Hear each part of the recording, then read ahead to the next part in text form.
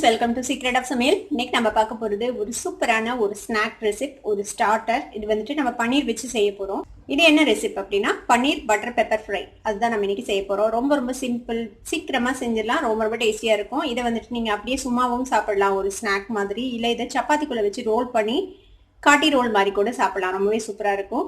சரி வாங்க, இப்போ இந்த சூப்பரான பன்னீர் பட்டர் பெப்பர் ஃப்ரை எப்படி செய்யலாம் அப்படின்னு நம்ம பார்க்கலாம்.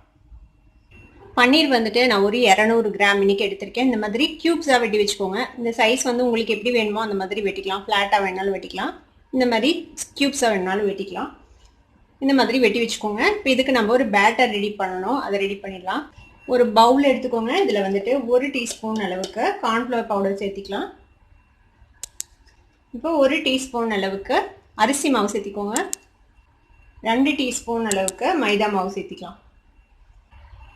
இது கூட ஒரு 1/4 டீஸ்பூன் அளவுக்கு மஞ்சள் பொடி, ஒரு 1/4 டீஸ்பூன் அளவுக்கு கரம் மசாலா பொடி, ஒரு 1/2 டீஸ்பூன் அளவுக்கு இஞ்சி பூண்டு பேஸ்ட் சேர்த்திக்கோங்க. உப்பு தேவையான அளவுக்கு சேர்த்திக்கலாம். இப்போ இதை வந்துட்டு தண்ணி விட்டு ஒரு திக்கான பேஸ்ட்டாக நம்ம இதை மிக்ஸ் பண்ணிக்கணும். கொஞ்சம் திக்காக இருக்கணும். பன்னீரை வந்துட்டு கோட் பண்ணுற அளவுக்கு இந்த மாதிரி ஒரு திக்கான பேட்டராக மிக்ஸ் பண்ணி வச்சுக்கோங்க. இப்போ இதில் நம்ம எடுத்து வச்சுருக்கிற இந்த பன்னீரை வந்துட்டு மிக்ஸ் பண்ணிடலாம். இந்த மாதிரி கேர்ஃபுல்லாக மிக்ஸ் பண்ணுங்க, இல்லைனா பன்னீர் உடஞ்சி போயிடும். இது மாதிரி நல்லா மிக்ஸ் பண்ணி வச்சுருங்க, பன்னீரில் கோட் பண்ணி வச்சுருங்க. இது ஒரு 5 மினிட்ஸ் அப்படியே இருக்கட்டும். அதுக்கப்புறம் நம்ம இதை பொரிச்சு எடுத்துக்கலாம். டீப் ஃப்ரை பண்ணுறதுக்காக இப்போ ஒரு பேனில் எண்ணெய் ஊற்றி வச்சுருக்கேன். இந்த பன்னீர் பீசஸை நம்ம டீப் ஃப்ரை பண்ணி எடுத்துக்கலாம். எண்ணெய் நல்லா சூடாயிடுச்சு. இப்போ வந்துட்டு நம்ம இந்த பன்னீர் பீசஸை நல்லா இந்த மாவில் டிப் பண்ணி நம்ம போட்டுக்கலாம்.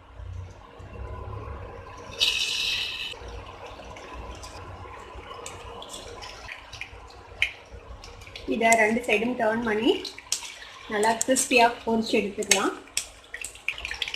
இது பாருங்கள், இந்த மாதிரி நல்லா கிறிஸ்ப் அண்ட் கோல்டன் கலர் வந்தோடனே நம்ம இதை எடுத்துடலாம். எடுத்து ஒரு டிஷ்யூ பேப்பரில் போட்டு வச்சுடுங்க. இது மாதிரி எல்லா பன்னீர் பீசஸையும் நம்ம ஃப்ரை பண்ணி எடுத்தாச்சு. இப்போ இந்த எண்ணெய் வந்துட்டு நமக்கு வேண்டியதில்லை, இதை ஃபுல்லும் ட்ரெயின் பண்ணிடலாம். இப்போ நம்ம பொரிக்கிறதுக்கு யூஸ் பண்ண எண்ணெய் ஃபுல்லும் நான் ட்ரெயின் பண்ணிட்டேன். இன்னும் அடுப்பு ஆன் பண்ணிட்டேன். இதில் வந்துட்டு 1 டேபிள் ஸ்பூன் அளவுக்கு பட்டர் போட்டுக்கலாம். இதுக்கு தாளிக்கிறதுக்கு நான் என்னென்ன எடுத்து வச்சுருக்கேன் அப்படின்னு சொல்லிட்டேன். ஒரு 4 பல் பூண்டு இந்த மாதிரி பொடியாக சாப் பண்ணி வச்சுக்கோங்க. 4 பச்சை மிளகாய், இது காரம் இல்லாத பச்சை மிளகாய், அதனால் நான் 4 எடுத்திருக்கேன். நீங்கள் வந்துட்டு காரமான பச்சை மிளகாய்னா ஒரு 2 மட்டும் போடுங்க போதும். இந்த மாதிரி ஸ்லைஸ் பண்ணி வச்சுருக்கேன். கொஞ்சம் நிறைய கருவேப்பிலை.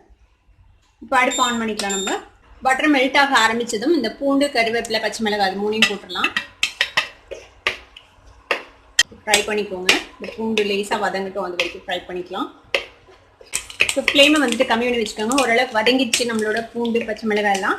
இதில் நம்ம கொஞ்சமாக மசாலா சேர்த்து போகிறோம். ஒரு 1/4 டீஸ்பூன் அளவுக்கு மல்லித்தூள் சேர்த்திக்கோங்க. இது வந்து காஷ்மீர் சில்லி பவுடர் ஒரு 1/4 டீஸ்பூன் சேர்த்திக்கலாம். பெப்பர் வந்துட்டு ஒரு 1 டீஸ்பூன் சேர்த்திக்கோங்க. உங்கள் காரத்துக்கு தேவையான அளவு. கொஞ்சமாக உப்பு சேர்த்திக்கலாம். நம்ம ஆல்ரெடி அந்த பேட்டரில் உப்பு சேர்த்திருக்கோம். இதுக்கு தேவையான அளவுக்கு உப்பு சேர்த்திக்கலாம். இது லேசாக வதக்கி விடுங்க இந்த பட்டரில்.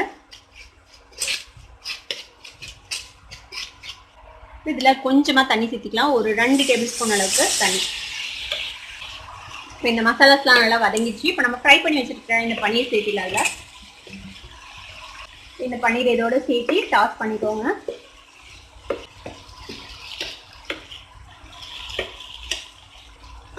இதில் 1 ஸ்பூன் அளவுக்கு லெமன் ஜூஸ் புழிஞ்சு வச்சுருக்கேன். எலுமிச்சம்பழ சாறு அதை விட்டுலாம். அதையும் இதோட சேர்த்து மிக்ஸ் பண்ணிவிடுங்க.